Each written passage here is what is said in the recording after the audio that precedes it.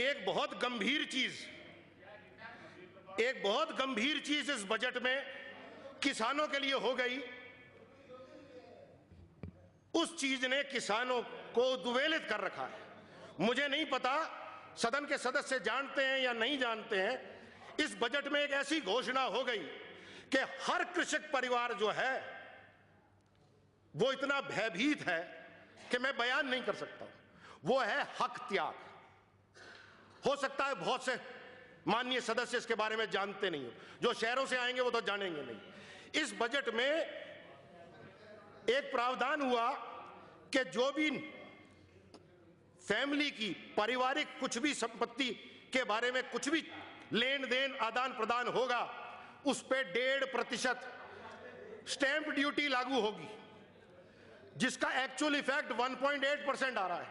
मेरा निवेदन है माननीय उपाध्यक्ष महोदय, जितना भी जो भी करसा है, जो भी किसान है जिसके पास कृषि भूमि है, वो ये परंपरा है राजस्थान में कि उनकी जो बहू बेटियां हैं वो अपने हिस्से की जो पुश्तैनी कास्ट की जमीन है उसका हक त्याग अपनी इच्छा से अपने किसी भी भाई को, अपने पिता को, अपनी माता को, किसी को भी करती हैं और करती आई हैं सदियों से।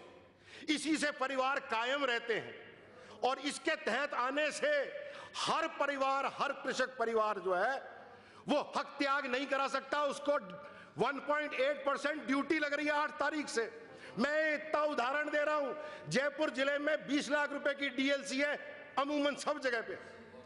अगर 2 बहनें भी हैं ना और 5-5 बीघा भी उनके आती है, 10 बीघा अगर हक त्याग करना है तो उनको 1.8% के हिसाब से 3,60,000 रुपए स्टैंप ड्यूटी देनी पड़ेगी अपनी खुद की परिवार की चीज का हक त्याग करने के लिए, जो अभी 100 रुपए के स्टैंप पेपर पे होता है।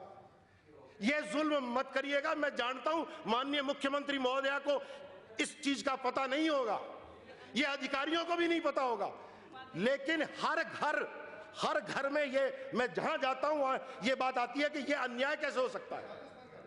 यह पूरे राजस्थान का मामला है और हमारे कृषकों के पूरे परिवार खंडित हो जाएंगे, टूट जाएंगे अगर यह हक त्याग नहीं होगा। जैसे ही डोकरा खत्म होता है, जैसे ही पिताजी खत्म होते हैं, नामांतरण खुलता है, अगर यह हक त्याग नहीं होगा तो उन बहनों के नाम वो जमीन चढ़ेगी। इतनी जबरदस्त समस्या है। मैं हाथ जोड़ के विनती करता हूं इस पे ध्यान जरूर दें।